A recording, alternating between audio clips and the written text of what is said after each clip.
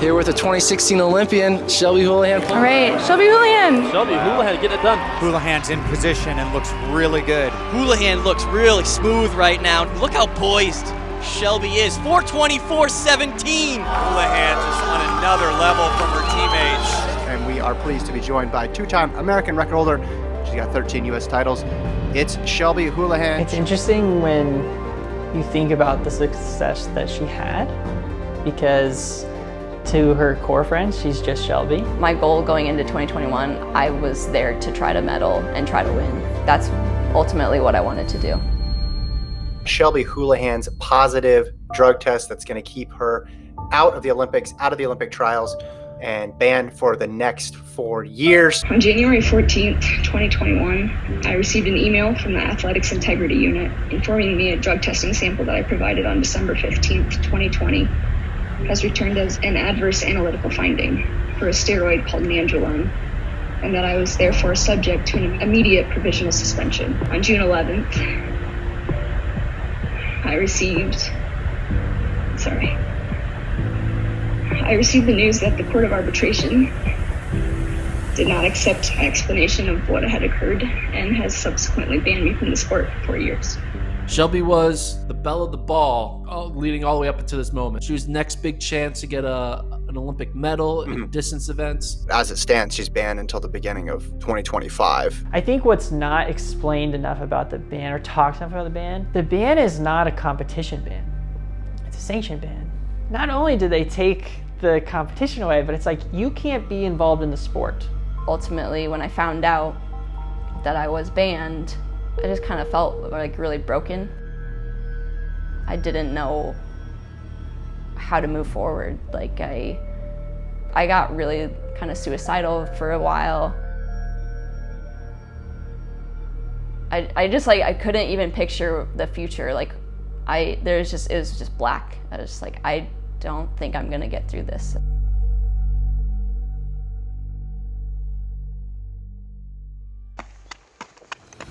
I don't want someone else to decide what my future is gonna look like. I'm gonna be the one to decide that. And I don't feel like I'm done. I feel like I still have a lot of potential.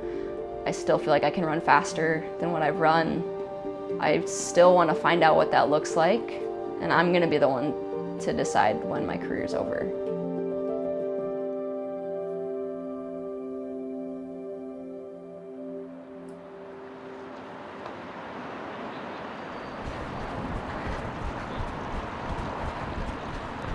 I actually haven't been to this track in a couple years. I feel like that first, maybe 2021, 2022, I did a lot of workouts here by myself, and I burnt myself out of this track. How long have I known Shelby? We met in college and we started dating. I was drawing tattoos for the tattoo shop in town at the time, and she asked me if I would draw her a tattoo. And I told her I would if she went on a date with me. My first one I got in college actually was with Pain Comes Strength. My parents were not psyched about tattoos, so I tried to get somewhere where it would be hidden. She did not like the one that I made, that I drew for her at the time. I have the Olympic rings tattoo for making the Olympics in 2016. I have an ASU pitchfork tattoo. It's interesting when you think about the success that she had. Wow, Shelby Houlihan getting it done. Because to her core friends, she's just Shelby. She's so different than what we were, right? She's so talented and she's just better than everyone at that level at least. And she also worked harder, so it just continued to expand. Shelby Houlihan, new Bowerman Track Club athlete. A big reason why I decided to go to Bowerman as well, I had a conversation with Jerry before when I was trying to figure out where I wanted to go, and he said, hey, I don't know what you're capable of, but we're gonna find out. And I loved that. That's all I really wanted from the sport. I just wanted to see, I have all these high goals. I think I'm capable of, setting records, making Olympic teams, winning medals. Under 2 minutes, first time for Shelby.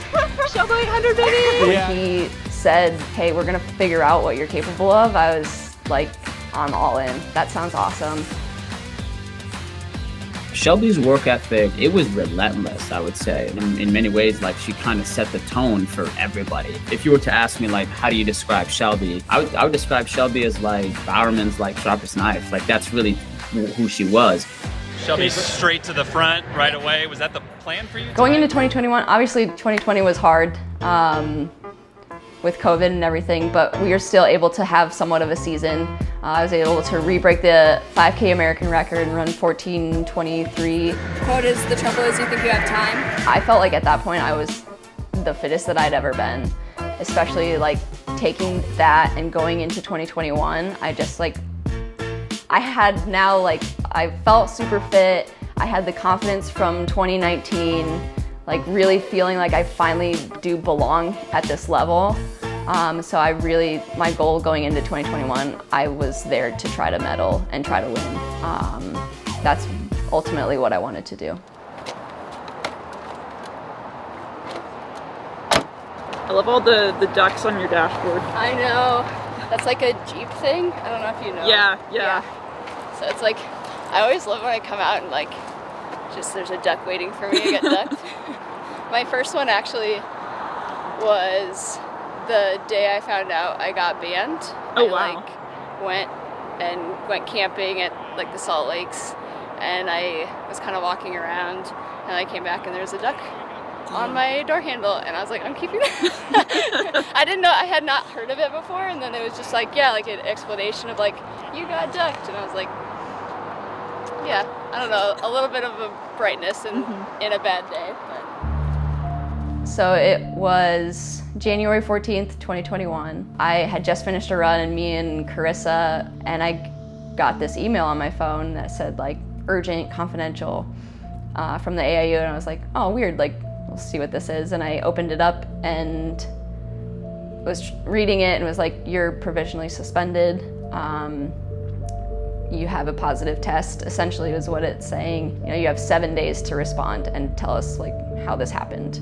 It's like you tested positive for 19-neurosterone. And I'm like, I have no idea what that is. So I'm Googling, trying to figure out, I'm handing my phone to Chris. I'm like, can you read this? Like, I think I just tested positive. I don't know how or what happened. Like, help me understand this.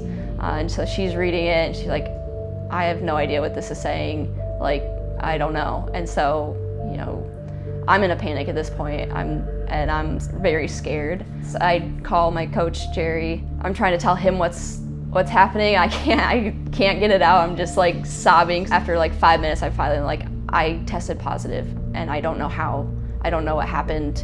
And he's like, okay, yeah, no, like it was great that he was like very calm about it and even keel as I'm, you know, falling apart. And he's like, I'll figure it out. I'll make some calls and see what the next steps are, and we'll figure it out. I know you didn't do anything. It's fine. We'll figure it out. It'll be okay. Thank you very much. So my name is Paul. I've grown to admire. We got connected with Paul Green. We need to gather up any like vitamin supplements that you have, send it off to a lab. I'll schedule a polygraph test, a hair sample test. Like, we need to figure out what happened and we need to act fast. At that point, you are, in the eyes of the court, viewed guilty. And so the whole premise flips, right? You are not innocent until proven guilty. You are guilty and you need to prove yourself innocent. You have a clock on this because you're now provisionally suspended and you're trying to say like, where do I start? What do I do? And you have the pressure of the clock because if you can't prove it in time, you're guilty anyways. We're going through my food log. I'm going through my iPhone location, text messages, bank statements, trying to piece together as best I could this food log. My legal team's doing research, like all of the things that might contain nandrolone. Did you take these eye drops? No. Did you eat this? No. Like, do you eat pig organ meat? And I'm like, I don't, but the food truck that I ate at the night before serves like stuff like that. The pig offal that this food truck serves and the meal that I had eaten the night before felt like the only link. So that's really ultimately what we tried to go through and prove. It's like you're just looking up a list of what is everything that this could be in, and is it possible I came in contact with any of these 250 things? Knowing that on the clock, I only have enough time to really research one or two of them at the level to try to calculate that. That's essentially kind of like what happened that first day. It was a lot because I'm like also trying to just emotionally process everything, and then it's like, okay, yeah, you got to do all these things, and just like, I just need everything to stop.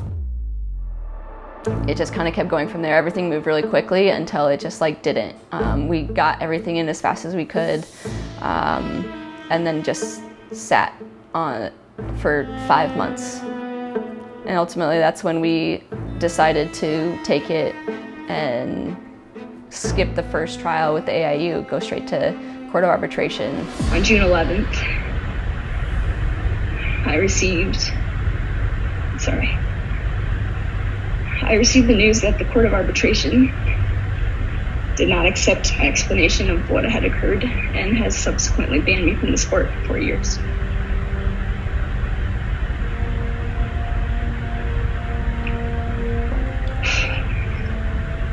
I feel completely devastated, lost, broken, angry, confused, and betrayed. It was really hard. I didn't want anyone to question my character. And so I tried to only, tell a handful of people, and I really leaned on those people, but I think I also just didn't know how to handle it. I was one of the last people, I would say, to find out about the ban. And when I found out about the confirmation of the ban, even right from the get-go, like just knowing who Shelby is, I never once doubted her innocence. It's just not who she is. It's just not what the team was about. Our team was a huge team. And for someone to be engaged in any sort of thing that would be deemed illegal, like you can't get away with that. You know what I'm saying? Like, people are gonna see something, people are gonna say something. You can't be prepared, for someone that you love and care about to just watch their world go from everything they've been working for since they were 5 to nothing. I was just shocked. I think I went into like a numb state for a few days. It just seemed like a crazy nightmare. I just kind of felt like really broken. I didn't know how to move forward. Like I got really kind of suicidal for a while. I couldn't even picture the future. Like it was just black. I was just like, I don't think I'm gonna get through this. None of this makes sense. I don't deserve this. This is not the way that it's supposed to go.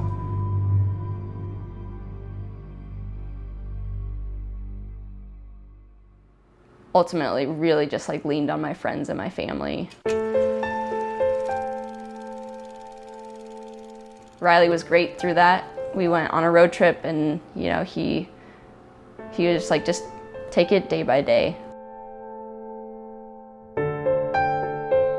Riley was gonna go on a road trip anyway, and he was like, you should just come with me. And I felt like at the time, I don't know how to move forward, and this is one thing that actually like feels like it might be fun. So I'm gonna just do that. And I was like, I have a VW bus that we could take. And so we ended up actually taking the 71 bus, no power steering, no power brakes. It like caps out at 55 miles an hour. But I had bought this bus in 2019, and I really wanted to do a road trip like this in it. And so that's what we ended up doing. We packed up a bunch of stuff, brought my cat Miko, and hopped in the bus and just started on our road trip. The toll the band took on Shelby, and from my lens, like it was immense. Like, she was numb. She was really, really, truly numb. And every single time that I had a phone call with her, or I met her in person, whenever she was in the same area. You can definitely see it, you know, you can really, really, truly see it. And that's not easy. The only way and the only thing that I felt like that I could do is just be there as a friend, check up on her. I don't think anything that I said or done could never ease, you know, the toll that the band had on her. Honestly, like, it was incredibly hard on the team as well. You really see like how much of a pillar that she really was for the team. I don't know if there's any like real moment that it like sank in. It was just like really a slow process of like, this is my new reality. The first couple years honestly were like really, really hard. I had this part of me that was like, I'm gonna break records anyway. I'm just gonna run my body into the ground. I'm gonna see how fast I can run. I don't care if it counts. Like, screw everybody. I had a lot of anger. I'm not fueled by anger very well. I would get to these moments in workouts where I'd have to choose to hurt, and normally I'm very good at leaning in and hurting. But that was the first time where I was like, what's the point? Like, this sucks. I'm out here by myself. No one's timing me. I don't have a coach out here. Like, it just looks so different. It's not fun. And I found myself really like sometimes not being able to finish the workouts and just go down this negative spiral. A lot of conversations around like, do you want to be done? You could look at it on paper at that time and, you know, however many US titles, American records, and, you know, world team appearances, indoor, outdoor, Olympic Games appearance. Crazy career. If you don't want to go back, don't. Like, you don't owe anyone anything, and it's no admission of anything either way. It's like, if you don't want to do it, don't. And if you do, figure out why you want to come back, because that's the only way that it's going to work. Like, you have to enjoy what you're doing. So 5K time trial workout in a couple hours, actually. Going out trying to run anywhere from 14:45 to 15 flat pace, so like 71, 72s, which I hope will feel easy, but we'll see. And then it got easier, I think, as it kept going, where I realized I don't want someone else to decide what my future is going to look like. I'm going to be the one to decide that. And I don't feel like I'm done. I feel like I still have a lot of potential. I still feel like I can run faster than what I've run. I still want to find out what that looks like, and I'm going to be the one to decide when my career's over. A little bit of a f you, I'm going to come back. Go Shelby. How's the workout today? This seems about right. The second year was a little bit easier just because I was now kind of more used to it. It was starting to feel a little more normal. The third year, I feel like that was really like my soul-searching year. Who am I without running? Day 2 of having a puppy. It's going so well. What else do I like? What other interests do I have? So I ended up going back to school and pursuing a master's in sport and performance psychology. I felt like I still want to try to get back to the sport that's important to me, and I didn't want this to be the impact that was left. Come here. Just kidding, it's not going well. She still doesn't come. Having something else outside of running was super beneficial as well, just to like grow as a person and become more of a well-rounded human instead of just a runner. I think refinding that reason is very important. Push it! You know, I ended up leaving Oregon. Oh my gosh, those freaks. And just kind of being a nomad. I just traveled and crashed on couches, just chased the warm weather, the nice weather, went where I wanted to go. I was in school remotely, so that was great. My entire life, running was the #1 priority, and I kind of fit living in where it could around that. The last couple years was the first time I actually prioritized living, and I fit running in around it. And I had so much fun, I loved it. So I think it's gonna be interesting coming back, having those different experiences now. Yeah, that's pretty common. This is her spot. Yeah, she loves sitting in his lap. I will just ban things you don't play. I'll let you play whatever you want to play. What? No, don't go easy on me. We're just doing a 1v1, so we're just gonna play until one of us kills the other one. Gotcha. No. That's game. No, it's not. Okay, what do you want to play to? Like 5 minutes. This is what I was talking about. This is competitiveness, I'm telling you. It's best of 1, now it's best of 2 out of 3. I think it allowed her to see the sport in a very different way. The sport doesn't have to be this box you create. It can be done in a lot of ways, and I think that's been a good journey. It's been very difficult, but she continues to just rise to the occasion. Just keep coming back. Obviously, I have lots of tattoos. I have a Harry Potter tattoo right here. I have a running cheetah on my inside ankle. I have a penguin over here. And then the last one, I guess, is the phoenix that I just got this summer. As cheesy as it sounds, like the phoenix rising from the ashes, recreated into something new. I really liked the symbolism of that. The way she is as an athlete now, it is not the same. She doesn't approach the sport the same, she doesn't think about it the same.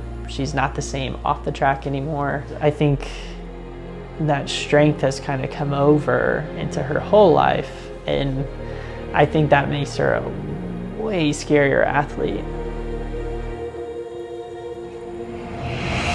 I think one of the things I'm most proud of is I'm about to compete, and I made it. I'm still here.